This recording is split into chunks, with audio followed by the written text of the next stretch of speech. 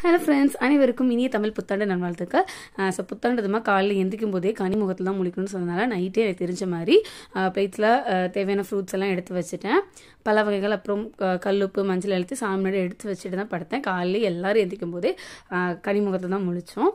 அதுக்கப்புறம் வந்து பார்த்திங்கன்னா ஆஸ் யூஷுவல் வீட்டு ரொட்டீன்லாம் முடிச்சுட்டு கோயிலுக்கு வந்தாச்சு. கேட்கவே வேண்டாம், கோயிலில் நார்மல் டேஸ்லேயே நல்ல கூட்டம் இருக்கும். இன்றைக்கி புத்தாண்டு வேறு, ஸோ நல்ல கூட்டம். அது மட்டும் இல்லாமல் கோயிலில் இன்றைக்கி அன்னதானம் வேறு கொடுத்தாங்க. ஸோ செம்ம கூட்டம்.